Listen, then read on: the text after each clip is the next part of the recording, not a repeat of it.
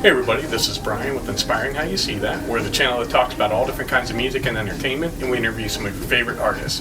And today we're back with another Salute to Service, and I'm here with my good buddy Greg Tenney. Greg, thanks for joining us.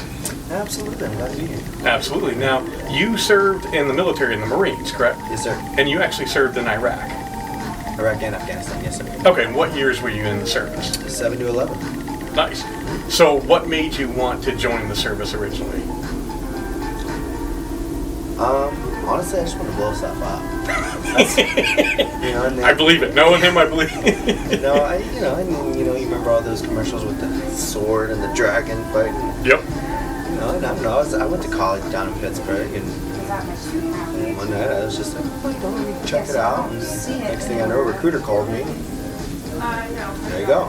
It wasn't anything special. It's no special story. Just saw a commercial, and one day it clicked, and off I went. Nice. Yeah. Now, how many tours did you do in Iraq and Afghanistan? One each. Okay. Yep, one each. So a year each? No, we were in Iraq for about 4 months, and then they sent us home after that. And in Afghanistan, we were there for 7 months. Okay. Yeah. Now, when you were in the Marines, what was your, MOS, what exactly did you do? Yeah, so I was in the infantry. I was a mortarman, but I was an FO for the mortarman and a JFO, which meant I talked to aircraft. So I went out with the rifleman companies, and I was attached out to them, and I directed the indirect fires and the close air support. Okay.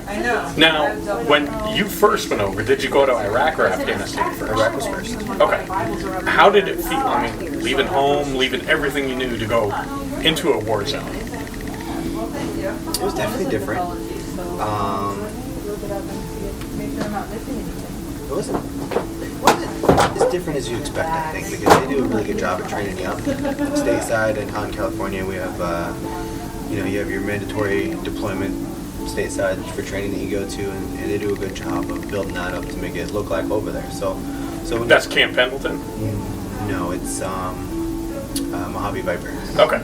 So you go there and you do your training, but when you got all your brothers around you, and then you go over there, and it doesn't really seem all that different at first. And then you go outside the wire, and then it starts to seem a little different. So then it kind of hits you, but I don't know, you get used to it pretty quick. Okay. Yeah. Now, what was kind of your moment where you're like, wow, I'm in a situation where I'm in a war? Like, how did that feel when it first hit you? Well, I think it doesn't hit you when you think it would, because, like I said, the training is so good that when shots are fired, it just kind of your training and your reaction kicks in. But then you get back and you're doing your after actions. You're kind of like, that was a close one. I just got shot at. Okay, so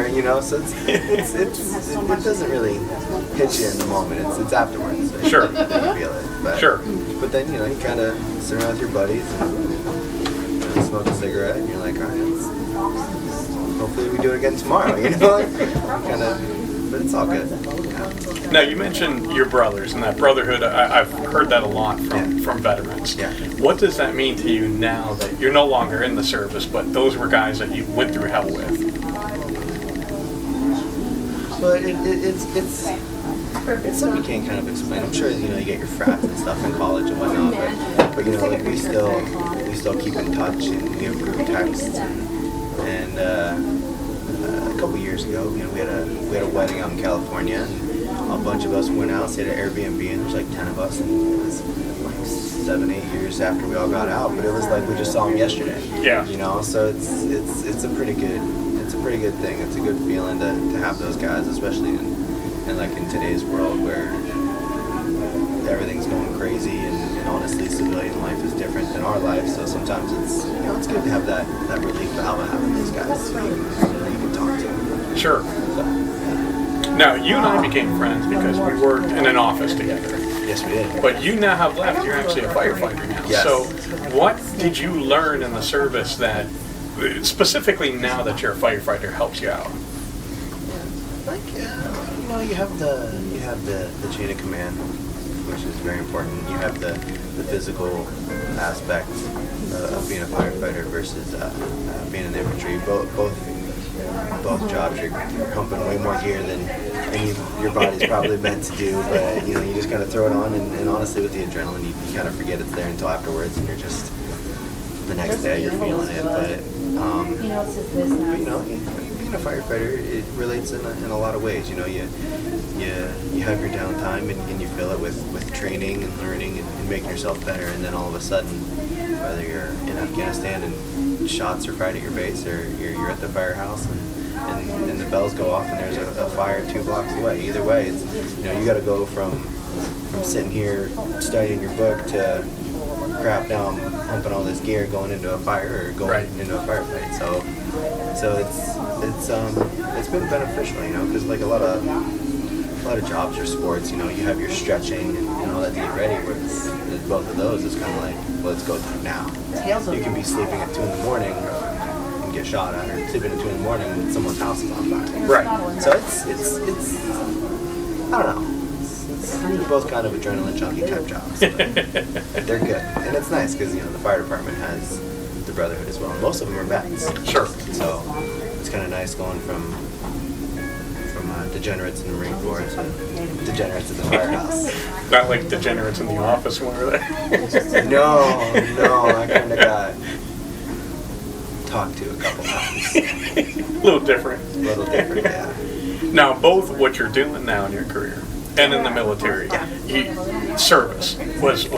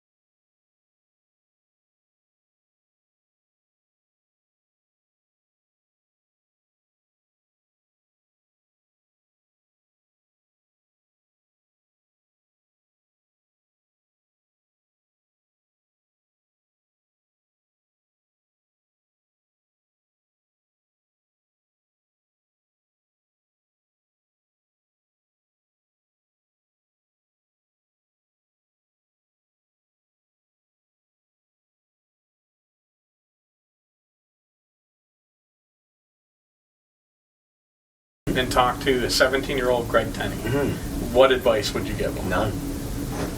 No. Just ride it out? Yeah, learn it, learn everything. When I did, how I did, I wouldn't give him any advice. Maybe try to enjoy it more. Okay. I mean, there's a reason they call it the suck. You know, like, there's some... Embrace the suck. That's the advice I would give. There are some miserable times. But, you know, you suffer through it with your brothers, and you complain the whole time, but you get the job done. So I would, and then you look back and those are the memories you have. Sure. You know, so that's probably what I would say. It's made you who you are. Exactly. Embrace the suck. That's what I would say. Okay. Yeah. Kind of related. If college or high school senior came to you now and thought, hey, I said to you, I'm thinking of joining the Marines. What advice would you give that young man or woman? well, actually, when I worked in the office, I had some of the people that I helped out with, their kids were joining. And they asked me the same question. I said, well, why? Why is he joining? Is he joining because he doesn't know what he wants in life? Is he joining because he wants money? Is he joining because he wants to blow stuff up? You know, it's like everyone has a different reason. And I think you need to know the reason before you decide to join, because it is a big commitment. You know? Sure. And I 100% think it's a worthy commitment, and for the right reason you should join. But the reason's also going to help you dictate what branch of service you go into. Right. You know, like if someone, you know, they got education, you can choose one branch over the other. Or if you want to mechanic, you know, or if you want to be infantry, or if you want to fly planes, which most branches fly planes anyway. So, you know, I think it just depends on your reasons. How you want to go about that. Sure. If there's anything that you could say, hey, this is the one thing that I want people out there in society to know about you, Greg Tenney, what would it be? If I want people to know me, Brian, the thing you'd want them to know. I'm a really good chef. I cook. I'm probably the best cook on my crew at the fire house. We'll go with that. Nice. There we go. Nice. Yeah, I like to go all out when it's my turn to cook. Excellent. Now, did you learn some of that in the military, or was that before? No, that was all after. Okay. That was all Okay. after. No, the military was all MREs and chow halls. So that was that. But afterwards, I don't know. I like cooking. You know, turn on some music. You know, throw a little salt. There you go. All self-taught. That's usually the way it goes. You know, Rachel Ray. On YouTube, get them barbecue channels, you know. See, this is why it's good to watch YouTube. That's why.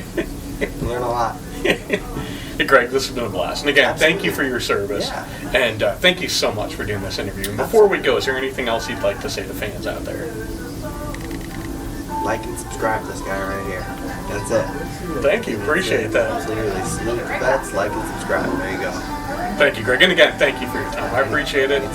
Like I said, guys like this is why we have the freedom to do exactly this right here. You know, talk with you guys and live a life in the greatest country ever. So Absolutely. thank you for that. And as always, thank you guys for spending this time with us. We love you all. God bless, and rock on. See you later.